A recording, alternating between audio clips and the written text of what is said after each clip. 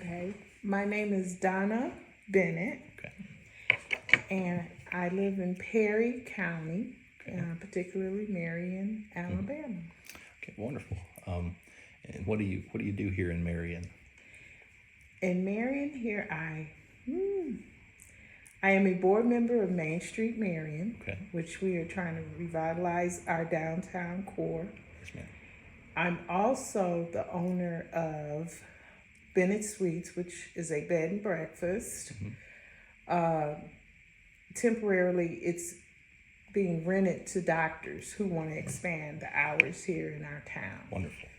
Um, and then I also own Bennett Bookshop, Gifts and Souvenirs. So I just reopened my bookstore April 17th. Wonderful. And how long have you been here in Marion? Or I moved here in 2012. I retired from Delta Airlines, 25 years. oh, cool. So I've been here that long. It doesn't seem like it, I'm sure. So how's your experience been living here in Marion? I love the South. Mm-hmm. I was born in Germany as Oh, a wow.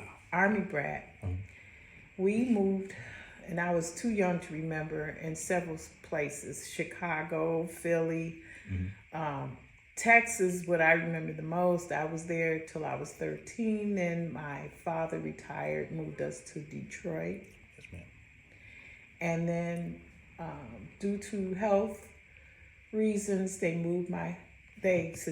doctors suggested my husband having cancer, and they suggested the climate was not good, so we had to choose to move where it was warmer. And because his mother is from here in Marion, Okay. born and raised, she moved back as well because they lived in Detroit as well. That's where I met my husband, Mm-hmm. and we moved here to Marion. Okay. Nice. What makes this place special in your opinion? The Southern hospitality. So when I first moved here, I had to get used to strangers waving at me as I drive down the street. Even people on their zero turns, Mm-hmm. they will raise their hand hello to you when you riding down the freeway or the Absolutely. little country road. So I had to learn how to be proactive and wave back. Right. And people knowing my name, everyone seems to know me, and I didn't know a lot of people. They hello, Miss Bennett, and Mm-hmm. so that southern and a small town closeness has been dear to me. Absolutely. It's hard to replicate that. In Tuscaloosa, like coming from a small town like this, it's like, when you see someone on the road, you throw the hand up and, Yeah. you speak to them. And, in the city, it's a little different sometimes. Very different. I didn't have that up north, so it took me an adjustment. But you said y'all are involved in, is it Main Street Marion? Is that Yes. right? Can you tell me a little bit about that? Main Street, Alabama is a national organization, and can't remember all the particulars, but Mm-hmm. they have several counties and cities that they work with who become Main Street towns. I help with the presentation, the pitch to get us as a Main Street organization. We won that honor in, I want to say, 2015. Anyway, we got a proclamation from Kay Ivey, the governor, and we went to work. So we have been working on projects here in downtown. We did a facade improvement. Okay. We got a revolving loan fund of $150 that we gave out to businesses to help improve their business, Yes, ma'am. whether it be facade improvements or buying supplies, inventory, fixing it up. So they're paying that back, and as we put that back in our account, we're able to do things, more projects here in town. And eventually we would like to get to the point where we can loan out monies again to other businesses. And we encourage new businesses here in town. So our Main Street focus is to bring in hopefully new businesses as well as maintain the ones we have. Wonderful. Can you tell me a little bit about the bookstore? Oh, my baby.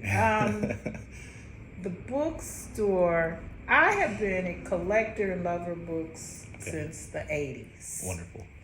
And before that, I would always walk down to the library when I was a teenager and get books. I started out with comics, the Archie comics. Oh, yes, I ma'am. still have them all. I love comics. I collected them, and they're all in covers now. So I think even at a young age, I learned the value of collecting and keeping what you have in good shape. I have over, in my personal collection, over 3,000 books. Oh, wow. And they were also on display in the shelves at my bed and breakfast. Well, since then, I have bought them. A lot of them I have never even read. Those are what's on my shelves here in my bookstore. I decided to let them go. That's right. And I'm selling them. And I also have a YouTube channel that I started 3 years ago because I didn't have the book club I had when I was in Michigan. It was an in-person book club, and because I moved away, and I can't find anything like that down here. Yes, ma'am. So I created the YouTube channel just to talk to people out there in social media about my books. I wanted to talk about it. Yeah. But since then, I rejoined my book club, and we do it virtually online. And my passion for books. I mean, and my house was overrunning with books, so it still is. So I had to find my outlet, and a bookstore was it. Yeah, it's a perfect fit, kind of. It just, I could talk about books 24 hours, 7 days a week. I know this is probably impossible, but do you have a favorite, or are there maybe a couple books that just are like kind of dear to you? Oh yes, definitely. Even though I have not read every book out there, and I'm sure I'll come across something that tops it, but I definitely have my favorite authors, which is J. California Cooper, who passed away not too long ago. She talks about everyday people who aren't perfect. Yes, ma'am. And they find each other, and their life becomes perfect. You know what I'm saying? And then there's Bernice McFadden, who I love historical fiction. Yeah. So she incorporates fiction, history into her fiction work. And I enjoy every book she has put out. But yeah, there are some other favorites, but those two stand out with me. The Book of Harlan is another favorite of mine. Gotcha. That's history, and it's real. But yeah, what are maybe what's so important about reading in terms of maybe if you could share that with maybe young people? Reading increases your vocabulary. It stretches your imagination. Absolutely. It takes you travel without even going places. Because if you really are absorbed into the story of what you're reading, and if you can visualize where you are in that story, within that book, you're traveling. Absolutely. You're learning. And if not, you got the curiosity to want to go where that book is taking place. Yeah. And me being a traveler as well, I like, that's what I like. So reading is to me a whole nother world. Whereas my husband likes to watch movies, I like to read. It just does things to expand my outlook. Like I said, vocabulary, just adventure. Yeah. sometimes it can evoke emotions that I didn't know I had. Yes, ma'am. You know, if the writer's touching me, Mhm. absolutely. Yeah, I was going to say, I always tell the students, because a lot of them are non-English majors, and they're like, well, I have to take this English class. And I'm like, well, the great thing about it is, it's going to it's going to expand your creative thought and your imagination, your empathy for other people, other experiences, those things that maybe we can't experience. Right. And even like you said, travel, they all love to travel. And I'm like, hey, you can just pick up a book sometimes and then, Exactly. jump right in and it's kind of, in addition to that, kind of going back to community, do you have like any concerns about maybe the community here in terms of maybe the future of Perry County, or you're doing a lot of work to kind of help further that along? That is a perfect question, because I just met with the Literary Council out of Tuscaloosa, Yeah. and they have asked me to go through training to teach adults Okay. how to read, Wonderful. because I didn't realize there's such a big need for that. Yes, ma'am. People in this area, just all across the world, who probably have not ever learned to read, but yet they have grandchildren and children that they're trying to help.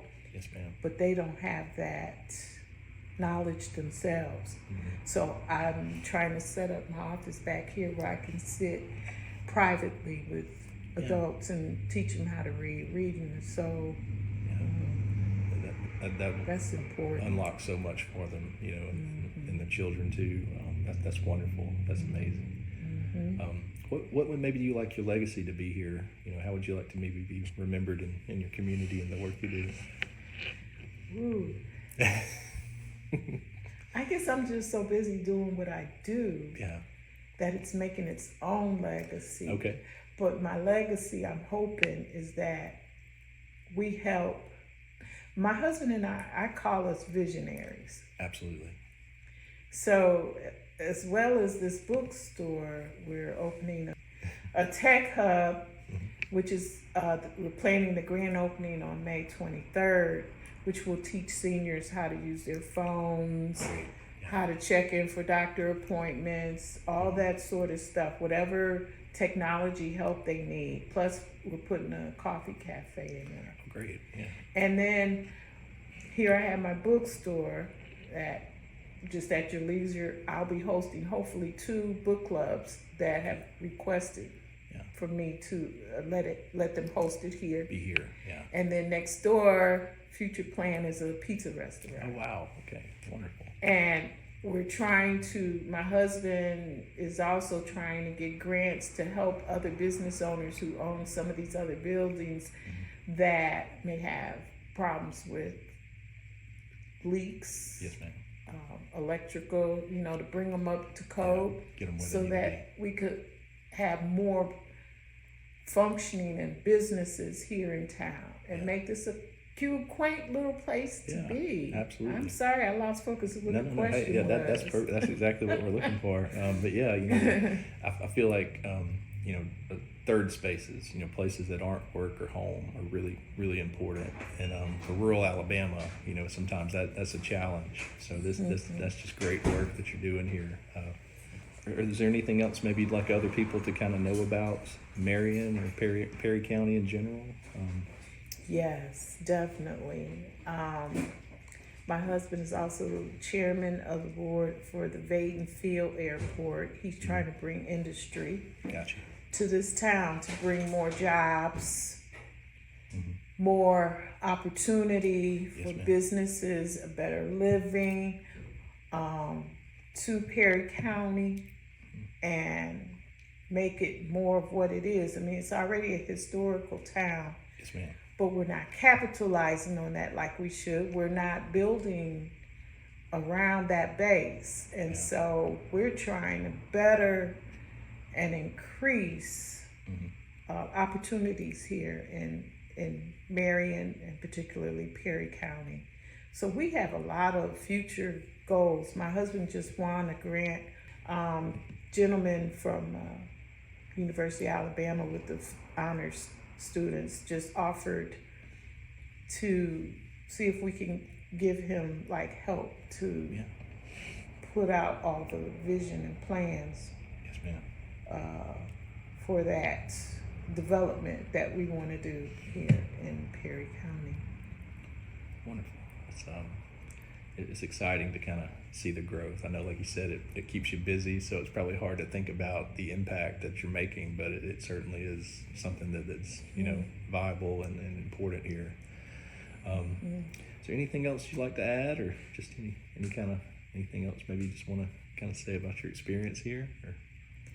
I have met and worked with some very, very good people, some nice organizations that need awareness to what they're doing. For instance, Wise Hands with Miss Bessie Kelly, who she does things for caregivers, such as myself. So she has the same cancer that my husband has, which is multiple myeloma. And she's been going through a lot. So what she does is she pampers those caregivers, such as myself, periodically with pedicures, foot massages, and so things like that. Then we have the extension office, which has partnered with us in doing a lot of things. Like, for instance, they just got us a lot of gardening tools to help us with beautification. And then we have,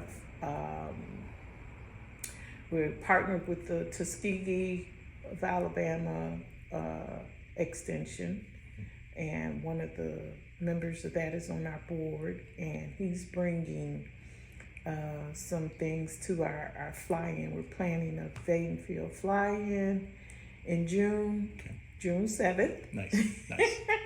And it's gonna have drone showcase, food trucks, just all of that.